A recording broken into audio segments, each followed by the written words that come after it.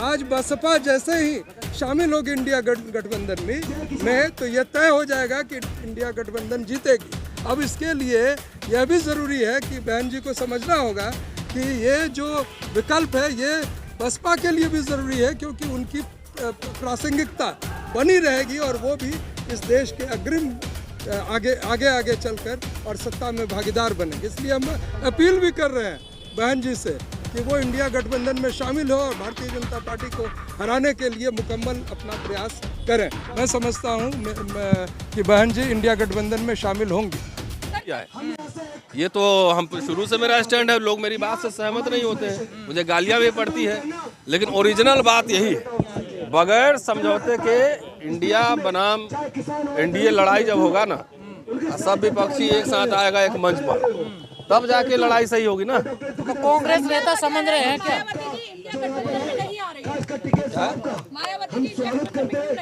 अब इसका जवाब तो बसपा के प्रवक्ता देंगे ना, मैं कैसे दे सकता हूँ?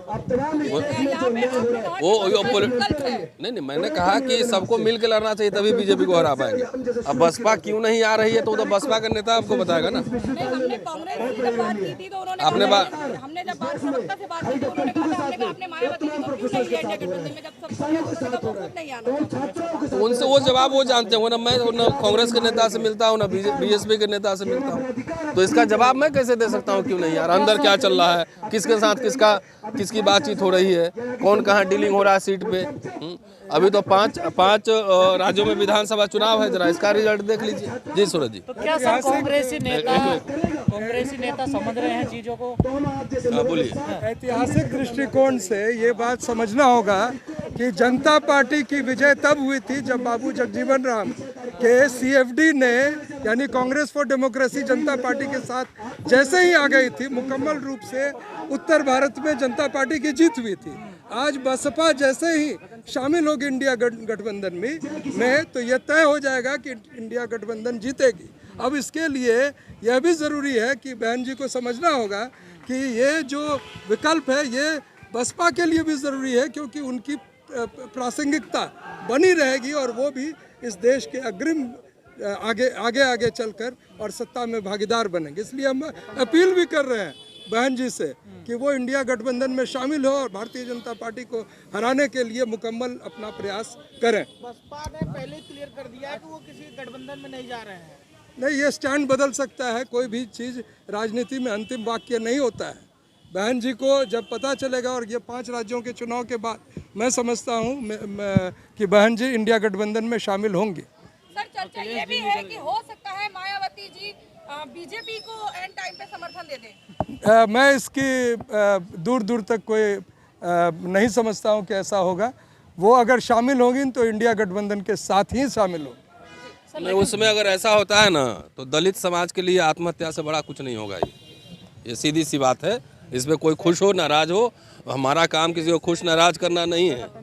सर गठबंधन की के लिए क्या मैसेज देंगे, जिस तरह से आपके साथ आप बोलिएगा, आप चुप रहिए ना, जब लोग बात कर रहे हैं बीच में डिस्टर्ब मत कीजिए आप ना। सर गठबंधन की बात हम तुम लोग कर ही रहे हैं, लगातार ये चर्चाएं हो रही हैं, लेकिन जब राज्य स्तर पे बात आती है तो वहाँ मामला डिगमिगा जाता है। पॉलिटिकल क्वेश्चन है, पॉलिटिकल लीडर्स, मैं प्रवक्ता नहीं हूँ ना अध्यक्ष किसी पार्टी का, कि सब लोग भाई सर्वाइवल का सवाल है ना सबके। और मैं तो ये समझता हूँ, मेरी व्यक्तिगत राय है कि जहाँ जो पार्टी मजबूत है अपने छोटे दलों के लिए जो है ना थोड़ा सीट छोड़ देना चाहिए, उससे कोई फर्क नहीं पड़ता है। और उत्तर प्रदेश का चुनाव था, उस समय मुझे बहुत गालियाँ पड़ी थी।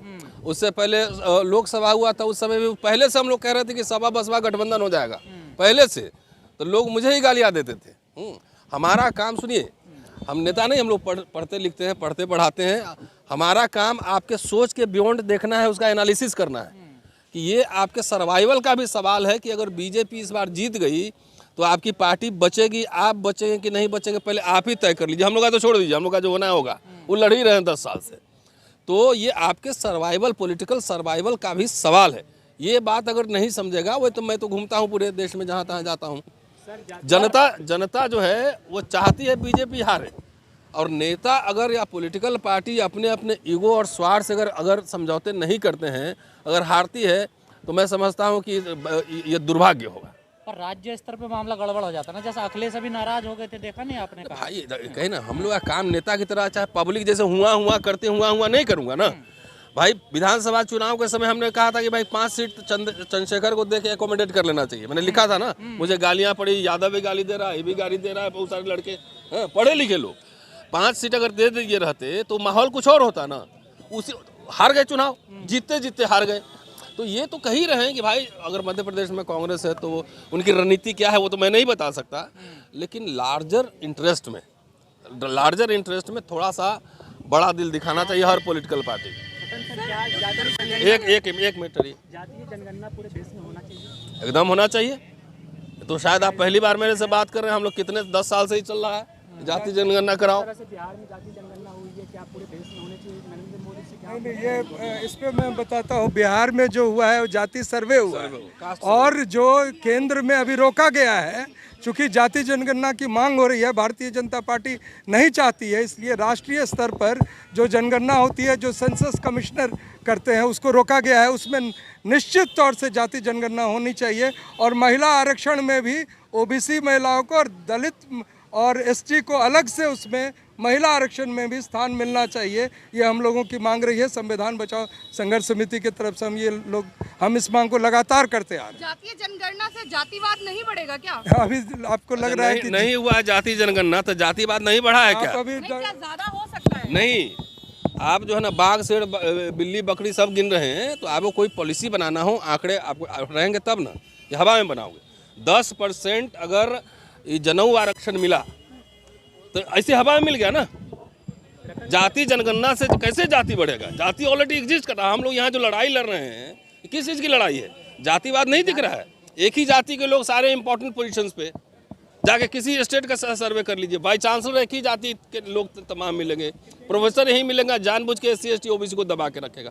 ऑलरेडी है, उसको आंकड़े सामने लाओ कि किस जाति के पास कितना माल छुपा है, कितने पैसा है, कितना उसका सरकारी नौकरी में, किसके घर में कितने कार हैं, ये लाओ। ये इससे जातिवाद बढ़ेगा नहीं, बल्कि और स्वस्थ समाज बनाने की और ये कदम होगा। नहीं, जातिवाद की ये स्थिति है कि दिल्ली विश्वविद्यालय में प्रशासन में एक भी SC, एक भी OBC, एक भी ST नहीं है। तो क्या अगर जनगणना हो जाएगी तो इससे जातिवाद बढ़ जाएगा? ये आज जो डॉक्टर रितु जो ये झेल रही हैं, जो समस्या उनके साथ है, वो इस वजह से है कि जो उनके विरुद्ध है वो भी महिला है, लेकिन एक जातिवादी महिला है, और उस जातिवादी मानसिकता के तहत डॉक्टर रितु को निकाला गया है। और वही स्थिति डॉक्टर रतन लाल की भी है हिंदू कॉलेज में, वहाँ भी महिला प्रिंसिपल हैं, सवर्ण महिला है, और जातिवादी मानसिकता के तहत इनके प्रमोशन को रोका गया। तो ये जातिवाद नहीं बढ़ेगी। सर जातिवाद से जो 15% अपर कास्ट वोट है वो बगावत पे उतरा है, वो विरोध कर रहा है। जैसे मतलब 85% जब बगावत पर उतर आ जाएगा तो तब क्या होगा? आप बगावत अभी वो करने आता है, खाली वो जंतर मंतर पे आंदोलन कर रहे हैं। करने दीजिए, तो उनका डेमोक्रेटिक राइट है, हम थोड़ी मना करेंगे, वो भी करें। लेकिन बोलो। जो केंद्र की सरकार है वो उसका कहना है कि देश विश्वगुरु में बढ़ती जा रही है, देश गुरु। गोबर छाप जो है ना, कुंजी छाप, तो प्रोफेसर और प्रिंसिपल बाई चांसलर बनाए जा रहे हैं, ये विश्व गुरु बनेंगे। ये आपको नहीं दिख रहा कि पूरी शिक्षा व्यवस्था को चौपट करने की तैयारी है? और आप जैसे लोग, सब लोग यूनिवर्सिटी में पढ़ रहे हैं, तो आप बंद कर दो यूनिवर्सिटी कॉलेज स्कूल सब। विश्व गुरु क्या बनेगा? कभी नहीं था। विश्व गुरु था भी तो गौतम बुद्ध की वजह से था, सिद्धार्थ की वजह से था, इनकी वजह से नहीं था। इसीलिए प्रधानमंत्री मोदी जाते हैं तो विदेश में क्यों नहीं राम का नाम लेते हैं, मनुस्मृति का नाम लेते हैं, मैं बुद्ध की धरती से आया हूँ।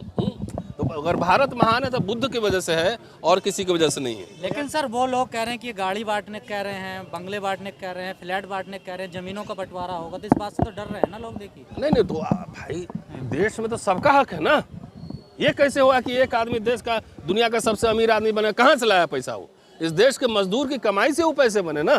तो मजदूर को नहीं चाहिए उसको, हम लोगों ने। है ना, मेहनत वो क्या करेगा? फैक्ट्री में जाके कोई क्या काम करता है? पोर्ट पे अडानी बैठता है कि वहाँ लोग काम करते हैं ना। लोग की वजह से ये सब होता है। सर जिस तरीके से कह रहे हैं कि मुसलमानों की वोट नहीं चाहिए, आप क्या कहेंगे इस पर? मैं तो दलितों का भी और पिछड़ों का भी वोट उनको नहीं चाहिए। अरे EVM जब वो तक है तब EVM तक से ही वोट ले लेंगे। हाँ, EVM से पॉलिटिकल पार्टी तैयार हो। अब पॉलिटिकल पार्टी जबरदस्त इसकी लड़ाई लड़े, हम लोग को जितनी औकात है उतना लड़ ही रहे हैं। मतलब आपको लगता है कि EVM में गड़बड़ी होती है? हाँ।